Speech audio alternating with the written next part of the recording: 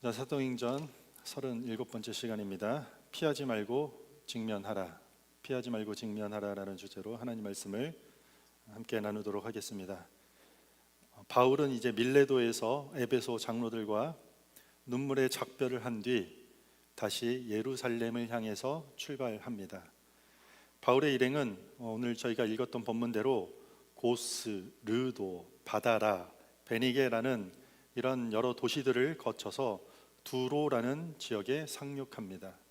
두로에서 약 일주일 동안 있으면서 그곳에 또 그리스도의 제자들과 만나서 함께 교제합니다. 두로에 있는 제자들은 바울이 예루살렘으로 들어가면 고난을 받을 것이라는 것을 미리 알고 있었습니다. 그래서 제자들은 바울에게 예루살렘으로 들어가지 말라고 이야기를 합니다.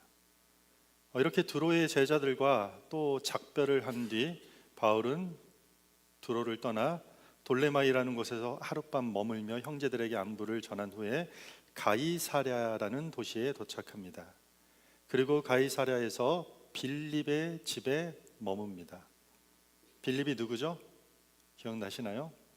초대교회 7 집사 중 한 명인 그 빌립입니다.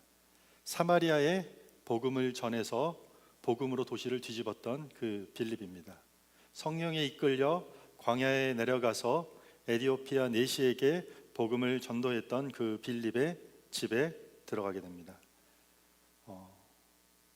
빌립에게 딸이 4명 있었습니다. 오늘 본문은 처녀로 예언하는 자들이다.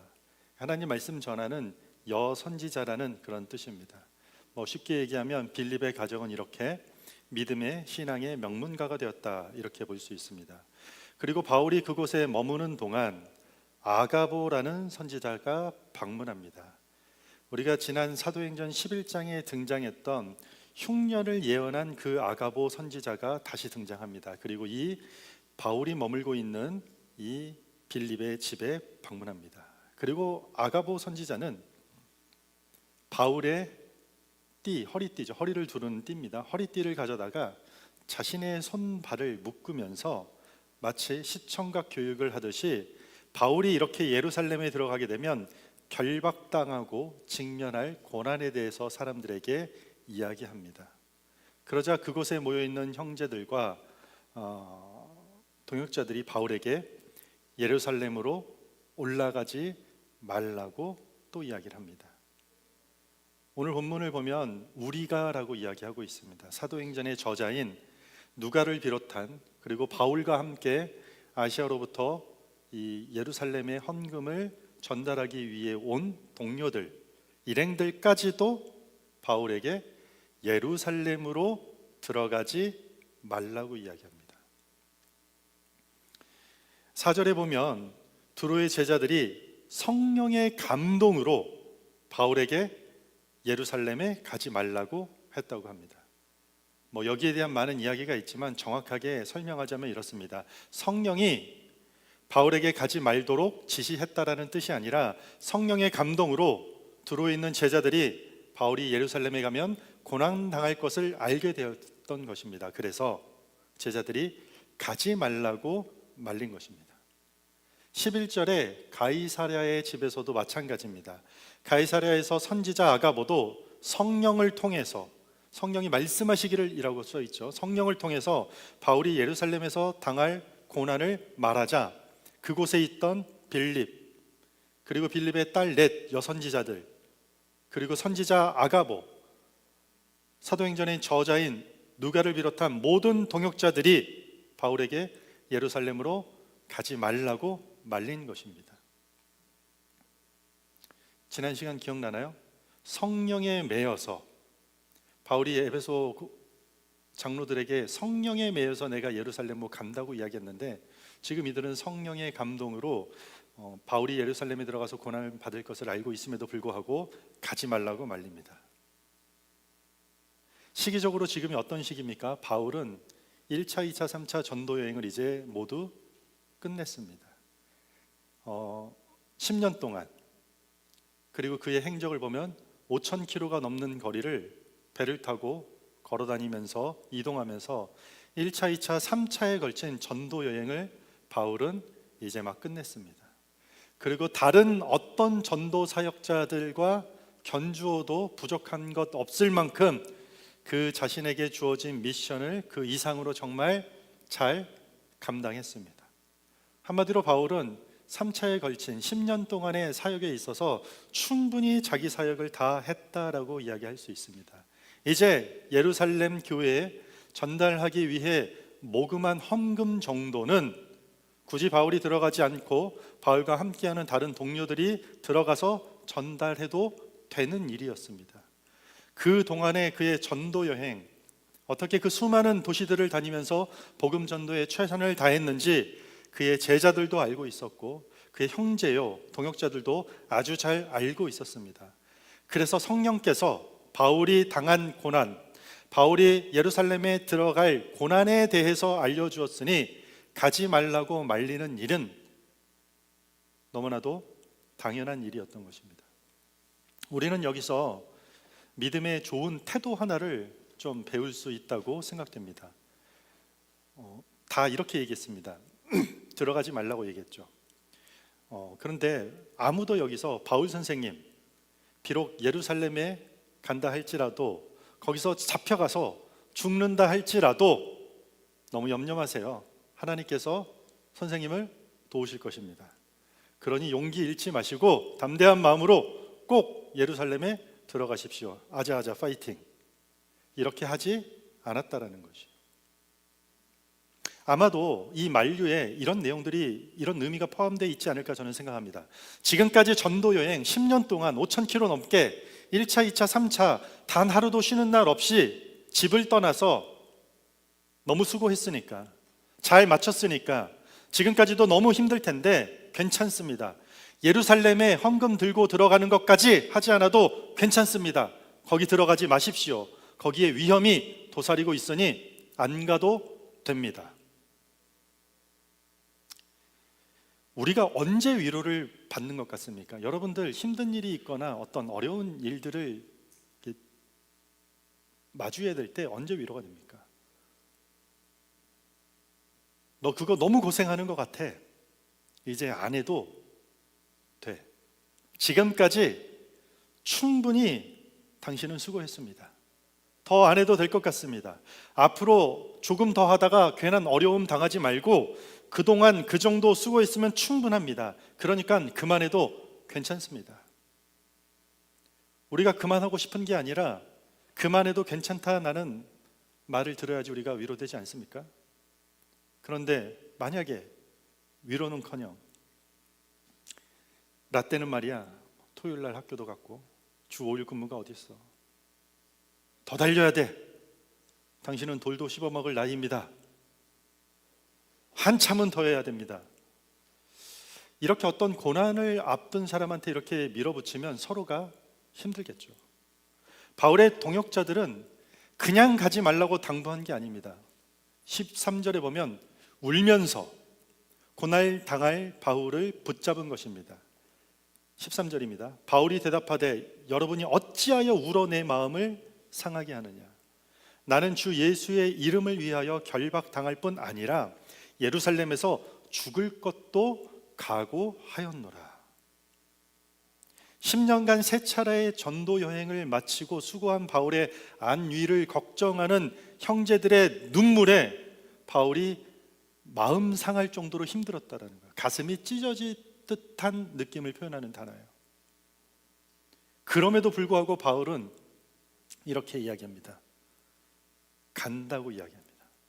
예루살렘에 가면 고난이 있다는 거 나도 압니다. 나도 성령께서 일찍이 그 고난에 대해서 알려주셨습니다. 나는 결박이 아닌 죽음까지도 각오했습니다. 저는 가겠습니다. 할 만큼 충분히 바울은 1, 2, 3차 전도 다 했습니다. 예루살렘에 그것 헌금 갖다 주러 가는 그 일 안 해도 누구 하나 비난할 사람 하나 없는데 가겠다라는 것입니다. 그곳에 고난이 닥칠 것이 뻔한데, 고생할 것이 뻔한데 고난을 피할 특별할 어떤 대안도 자기에겐 하나도 없는데 그 고난을 직면하겠다라는 것이요. 멈추지 않겠다, 피하지 않겠다라는 것이에요.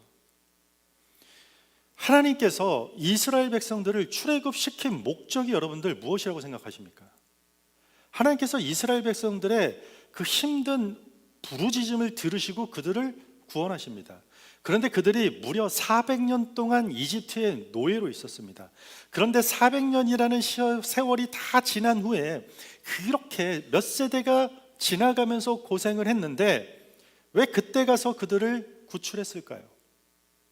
하나님의 출애굽에 대한 목적이 고난을 피하게 하기 위한 목적이었다면 이미 한 1년, 2년 지나기도 전에 그들을 빼냈겠죠. 하나님이 이스라엘 백성들을 출애굽시킨 목적은 고난을 피하게 하는 것이 아니었습니다. 하나님의 언약 백성이 되도록 하는 것이 하나님의 목적이었습니다. 노예살이했던 애굽만 그들의 고난이었나요? 광야로 갔을 때 어땠나요? 광야는 더 큰 고난이 이스라엘 백성 가운데 기다리고 있었습니다. 오히려 애굽에는 그나마 의식주라도 그나마 보장되었지만 광야는 먹을 것, 마실 것, 잠잘 집, 그 어느 것 하나 보장되지 못한 곳이 광야였다라는 것이요. 결국 이스라엘 백성들이 광야에서 끝없는 원망을 해요. 반복된 원망을 해요. 불평, 원망. 그 이유가 뭔가요? 애굽의 고난을 피해 광야에 나왔는데 하나님, 광야 고난 더 심한 것 같습니다. 이거 피하게 해주세요. 나 차라리 이집트로 돌아갈래. 근데 그게 맞는 말인가요? 다시 이집트로 들어가면 고난이 없나요? 광야 고난을 피하면 이스라엘 백성들에게 이집트 고난은 사라지는 건가요? 그들을 죽이려고 홍해까지 마차를 이끌고 군대들이 쫓아왔던 것입니다. 그들은 400년 동안 이집트 시리아에서 엄청난 고난을 겪고 있었던 건데 계속해서 고난을 피하게 하겠다고 하나님께 원망했던 것입니다. 어쩌면 이런 모습은 우리도 비슷하다고 저는 좀 생각합니다.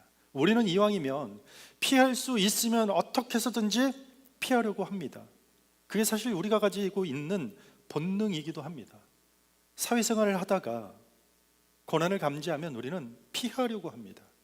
문제가 생기면 피하려고 합니다. 어려움이 닥치고 좀 불편한 게 안 좋은 뭔가 신호가 잡히면 우리는 피하려고 합니다.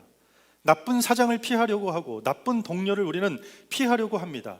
그런데 그렇게 피하다 보면 좋은 직장, 천국 같은 직장을 만나고 천사 사장을 만납니까? 천사보다 더 존귀한 직장 동료를 만나고 그들이 기다리고 있던가요? 아니죠. 더 괴상한 사람을 만나는 경우도 있습니다. 어떤 사람은 한국의 생활에 그 치열한 그게 너무 힘들대요. 그것을 피해서 캐나다에 왔더니 캐나다는 너무 지루하대요. 그게 고난이래요.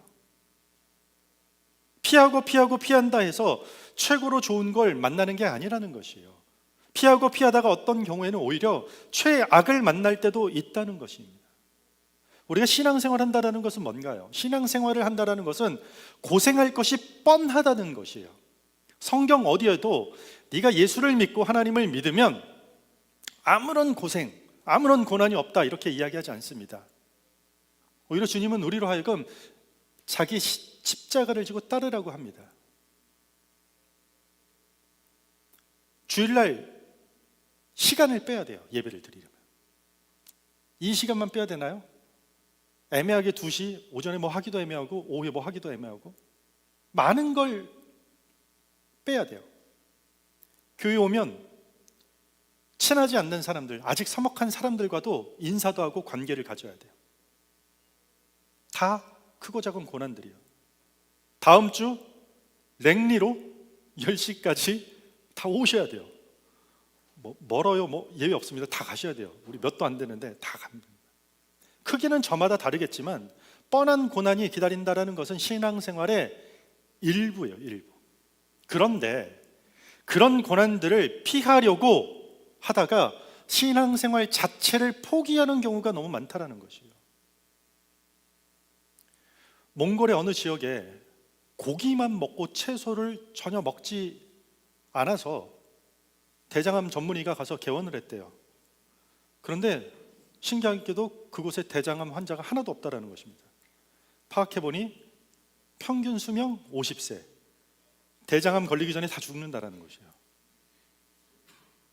마치 고난 피하다가 신앙생활 포기하는 경우가 채소 피하려다가 건강 다 잃는 것과 같다라는 것이요. 마지못해 생존은 하고 있지만 생명력을 잃어가는 것과 같다라는 것이요. 뭐가요? 고난을 피하려다가 정말 직면해야 될 상황들을 다 놓치게 된다라는 것이요. 여러분, 우리의 존재 목적은 생존을 넘어서 생명이라고 할 수 있습니다. 하나님께서 우리를 창조하실 때 흙으로 우리를 빚으시고 거기에 하나님의 생기를 불어넣으셨습니다. 생존은 뭔가요? 생존은 위험을 피하는 것이에요. 사람들은 생존을 위해서 많은 위험들을 피해요. 물론 일부는 필요하겠죠. 이래서 피해야 하고 저래서 피해야 하고 계속해서 계산해야 돼요. 그리고 상황이 좋으면 잘 피해서 성공이라고 이야기하고 상황이 좋지 못하면 내가 피하지 못해서 실패고 조건과 상황에 평생 쫓겨다니게 되는 것이요. 그래서 생존하는 것 같지만 점점 생명력을 잃어가게 되는 것이요. 하지만 생명은 위험을 직면하는 성격을 가지고 있어요. 돌파해요. 생명은 고난을 돌파하는 것입니다. 생명은 바위 틈을 뚫고 피는 꽃과 같은 것입니다. 엄마 뱃속에서 아이들이 나올 때 어땠을까요? 우리 올해 4명의 아이가 나왔잖아요. 모든 어린 생명의 시작이 어떨까요? 태중에 있던 생명이 밖으로 이 세상에 나올 때 출발이 어떻습니까? 엄마와 10개월 동안 묶여있던 연결되어 있던 탯줄이 다 끊기는 것이요. 그리고 양수로 가득 찼던 환경 속에서 아주 보호막 하나도 없는 그런 환경으로 바뀐다라는 것이요.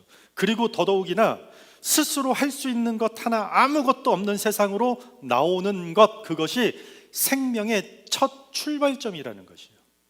거친 세상의 위험을 피해서 인큐베이터 안에서 평생 동안 살아갈 수 있는 것이 인간이 아니라 고난이 뻔하게 예견된 이 세상을 직면하고 돌파하는 것이요.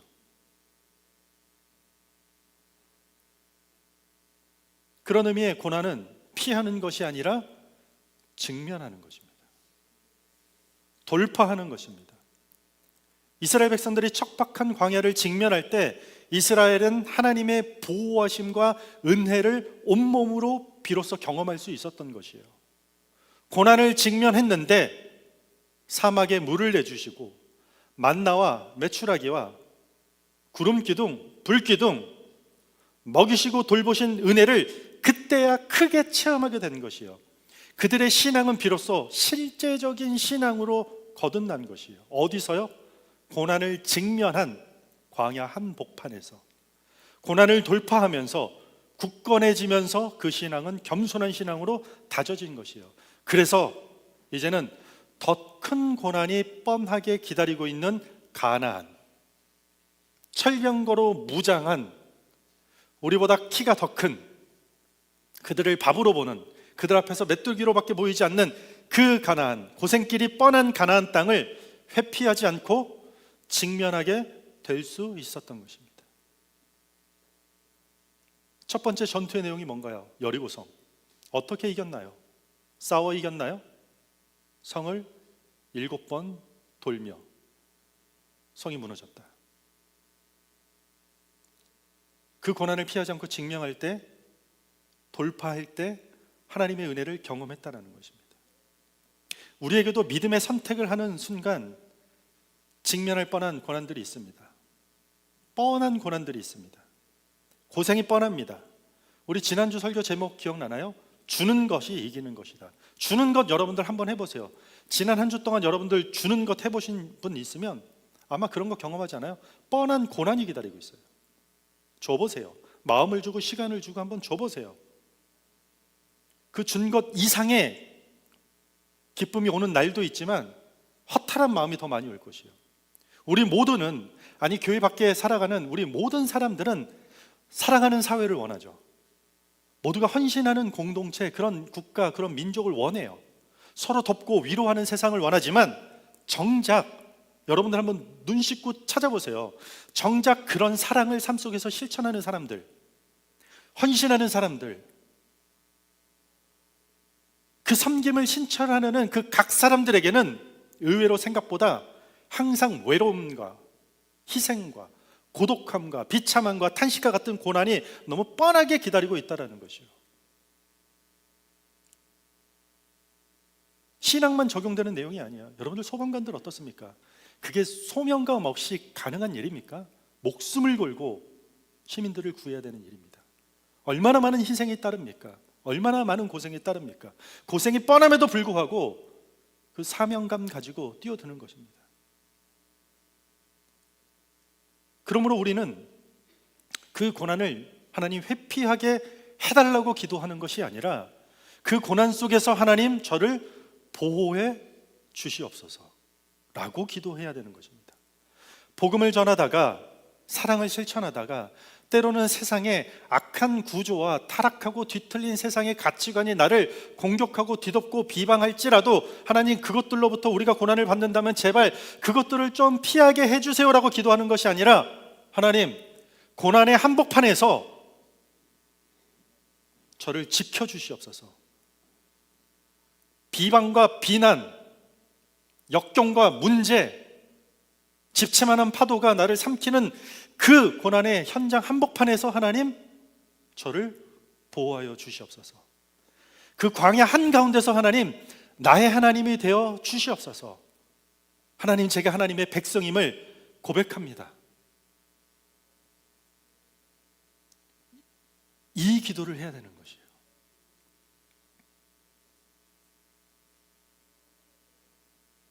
(14절입니다) 그가 바울이 권함을 받지 아니하므로 우리가 그의 동료들이죠 주의 뜻대로 이루어지이다 하고 그쳤노라. 울고 불며 말렸던 것이요. 바울 선생님, 빌립은 좀 선비였을까요? 모르겠어요. 바울아, 형제여, 예루살렘으로 꼭 그렇게까지 고난이 닥치는데 들어가겠습니까? 들어가지 마십시오. 다른 사람이 가겠습니다. 제가 가겠습니다. 울면서. 근데 뭐라고요? 그가 그 권함을 받지 않았다라는 것이 바울이. 그리고 거기 있는 모든 믿음의 형제들이 주의 뜻대로 이루어진다라고 생각하고 그쳤다는 것입니다. 바울이 고난을 피하는 것이 아니라 고난을 직면하겠다라는 것, 그 일이 주의 뜻대로 이루어진 것이라고 믿고 받아들였다라는 것이요. 미국의 찰스 스윈덜 목사님은 이 고난에 대해서 다음과 같은 정의를 내린 적이 있습니다. 우리에게 닥치는 모든 문제는 하나님께서 임명하신 교관이다. 우리가 겪는 모든 고난은 하나님께서 임명하신 교관이라는 것이요, 선생님이라는 것이요, 훈련 교관이라는 것이요. 고난이라는 하나님이 임명하신 교관, 피하지 말라라는 것이요, 도망가지 말라라는 것이요, 직면하라는 이야기입니다. 고난 자체의 의미가 있어서가 아니라 고난 속에서 만났고 만날 하나님, 역경 속에서 나를 회복시키셨고 앞으로도 회복시킬 하나님, 아픔 속에서 치료하셨고 앞으로도 또 치료하실 하나님, 그 하나님의 길을 가겠다라는 것이요. 그게 고난의 길이라 할지라도. 우리가 사도행전을 거의 1년 가까이 지금 함께 보고 있습니다. 사도행전은 모든 내용이 고난의 현장 속에서 깨달은 내용들이에요. 잘 기억해 보세요.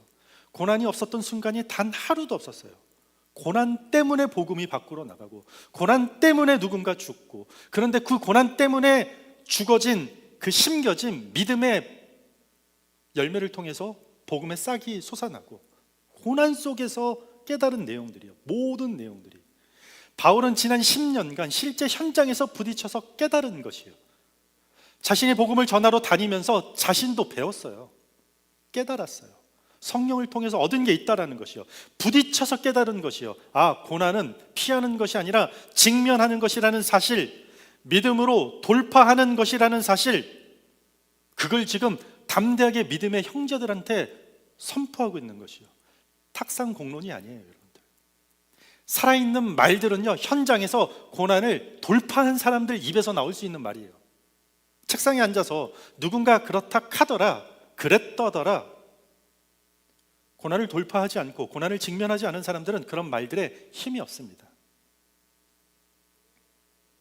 바울은 실제 자기가 10년 넘게 수많은 도시 속에서 그 고난을 직면하면서 경험했던 것을 다시 고백하고 있는 것입니다.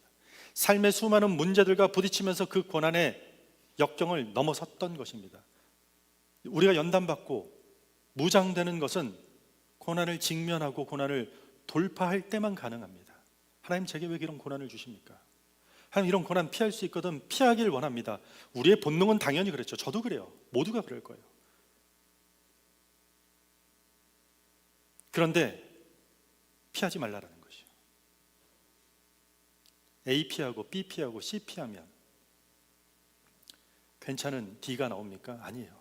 A, B, C의 고난들은 쌓여 있고 새로운 고난이 조합돼서 더 우리를 지치게 한다는 것이요. 고난은 직면하고 돌파할 때 우리의 믿음이 굳건해진다고 이야기하고 있습니다. 이것이 신앙의 길입니다. 이것이 믿음의 길입니다. 이것이 사명의 길입니다.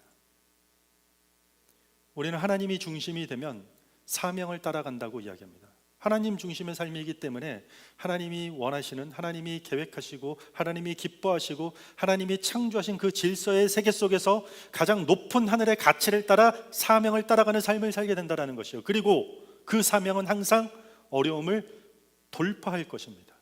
그러나 내가 중심이 되면, 하나님이 아니라 내가 중심이 되면 100% 본능을 따라 가게 됩니다. 그리고 그 본능은 말할 것도 없이 항상 어려움을 피해 다닐 것입니다. 뭐가 어려워서 피하고, 뭐가 불편해서 피하고, 뭐가 힘들어서 피하고, 이놈들이 나빠서, 이 인간이 부족해서, 이런 인간들 때문에, 저런 인간들 때문에 계속해서 피할 것입니다. 세상이 악해서, 동네가 너무 지저분해서, 영적으로 썩어서 목회를 안 하겠다라는 게 여러분 말이 되는 말입니까? 그래서 피하겠다는 목사들도 많아요. 피하다 보면 어려움은 사라지는 것이 아니라 해결하지 못한 문제들이 더 쌓이고 새로운 고난들이 합세해서 우리 삶을 더욱더 어깨를 짓누르면서 무겁게 할 것입니다. 그래서 여기서 이런 말이 나오는 거예요. 내가 죽지 못해 삽니다 라는 말이 이런 사람들이 하는 말이에요. 고난을 피해 다니다가 산적한 고난들이 어느 날 내 어깨를 짓누를 때 내가 죽지 못해서 사는구나, 빨리 죽었으면 좋겠구나, 믿음 생활을 하면서도 하늘나라 빨리 갔으면 좋겠다, 고난들 때문에. 근데 정작 고난이 와서 힘든데 이유가 뭐라고요? 그 고난을 피하려고 도망 다녔기 때문이라는 것이요. 한 번도 믿음으로 직면해 본 경험이 없었기 때문에. 잊지 마십시오. 우리 삶의 목적은 생존이 아닙니다. 생명입니다. 생명. 이것저것 피하며 생존해 나가는 인생이 아니라 고난을 직면하면서 우리 앞에 허락된 하나님이 임명하신 교관이라는 그 고난이 직면하면서 나를 살리시는 하나님을 거기서 붙잡는 것이요. 하나님이 붙잡으니 이까지 고난 이겨낼 수 있구나, 가능하구나, 다 되는구나, 죽는 줄 알았는데 죽지 않았구나, 굶을 줄 알았는데 굶지 않는구나, 망할 줄 알았는데 망하지 않는구나. 그리고 거기서 엄청난 생명력이 꼽혀요. 그 어떤 생명력인가요? 다른 사람을 함께 살릴 수 있는 생명의 삶으로 거듭나는 것이요. 이걸 성경은 증인이라고 얘기해요. 사도행전 증인. 누가 증인인가요? 예수 믿으세요. 복 받을 거예요. 기도하겠습니다. 축복 받으세요. 이게 증인입니까? 단 한 번도 고난을 직면하고 거기서 하나님을 만난 경험이 없는 사람이 어떻게 증인이겠습니까? 왜 나에게 하나님의 은혜가 없습니까? 왜 하나님은 나에게 살아 숨쉬는 은혜, 그 놀라운, 누군가에게는 임했던 그 하나님의 은혜가 없습니까? 고난을 직면하지 않았기 때문입니다. 피하려고 하다가 어느 날 예배의 자리까지도 떠나는, 얼마나 불쌍합니까? 예배 자리를 떠나면 만약에 여러분들 엄청 행복하고 막 자고 일어나면 막 기뻐가지고 막 떼굴떼굴 구르면서 춤을 추고, 하나님 안 믿으니까 막 세상을 다 얻은 것 같이 하는 일마다 일사천리로 다 되고, 모든 내가 좋아하는 사람들 만나면 뭐 그냥 내 마음을 그냥 어떻게 그렇게 잘하는지 다, 들어가는 식당마다 그냥 맛있는 음식만 골라주고, 뭐 이런 인생을 사나요? 하나님을 떠나면? 고난을 피하려고 했던 삶 속에 만사형통 시온의 대로 축복의 삶이 마구마구 쏟아지나요? 교회를 떠난 자리에서? 만약에 밖에 그런 분들이 있다면 교회 오지 말아야 돼요. 올 필요가 없어요. 인류 역사는 그렇게 하나님 떠나서 죽도록 그 빈자리, 그 고난으로 눌려지는 자리를 채우려고 했지만 단 한 번도 채워지지 않았다. 이게 역사예요. 왜 죽음이라는 가장 두렵고 강력한 고난 앞에 어떤 사람들이 그렇게 의연할 수 있는가? 사명의 길 다니는 사람, 작은 고난 속에서 하나님을 경험한 사람들, 뭐가 두렵겠습니까?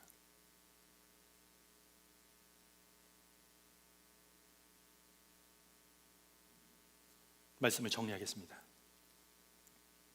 바울의 제자들, 동역자들, 바울의 안위를 걱정하면서 그가 다시 고난의 길을 가는 것을 만류했습니다. 바울도 이미 성령에 의해서 알고 있었던 고난의 내용이었습니다. 성령은 믿음의 지체들을 통해서 너 가면은 다시 고난이 있을 거야, 당신 가면 고난이 있을 거야, 그것을 거듭 강조하는 이유가 뭡니까? 미리 알고 고난을 피해라가 아니라 미리 알고 고난을 준비하라는 것이에요. 피해라가 아니라 직면하라라는 이야기를 하고 있는 것이요. 가면 고난이 있을 것이야. 그러니 직면해. 돌파할 수 있어. 네가 1차, 2차, 3차 전도 여행을 다니면서 늘 그랬듯이, 죽을 뻔한 고비를 하나님이 늘 넘기게 했듯이 돌파할 수 있을 것이야. 직면하라라는 이야기입니다. 다니엘서의 다니엘 친구들은 풀무불이라는 고난을 피하지 않고 직면했습니다. 그것들이, 불이 그들을 삼키지 못하고 하나님이 지키셨습니다. 눈에 보이는 불이 뻔한데, 예수 믿는 사람들이 때로는 어리석어 보일 때가 있습니다. 고생이 뻔해 보이는데, 그렇게 하면 손해인데, 그렇게 하면 어려울 텐데 바보여서 그렇습니까? 아니에요. 그 고난 속에서 세상이 줄 수 없는 위로와 평화와 거기서 얻을 수 있는 강력한 하나님의 임재를 경험하기 때문인 것이에요. 두렵겠죠. 누가 고난 속에 달려드는데 이렇게 웃으면서 들어갈 사람이 어디 있겠습니까?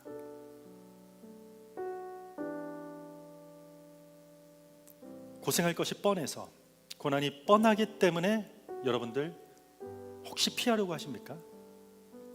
절대로 그게 답이 아닙니다.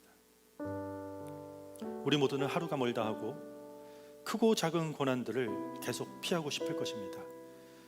부족하지만 죄송하지만 저도 그래요. 매주 그래요. 피하고 싶고, 목회가 제 힘으로 안 돼서 너무 어려워서 피하고 싶어요. 그런데 고난을 피하려고 하다가 더 큰 하나님의 임재를 놓치게 된다. 인생의 가장 큰 비극이랍니다. 부디 고난을 피하다가 고난보다 더 큰 하나님을 만날 그 기회를 놓치지 않길 바랍니다. 고난은 하나님께서 임명하신 교관입니다. 그 고난보다 크신 하나님을 바라볼 수 있는 그런 교회와 성도가 되기를 주님의 이름으로 축원합니다.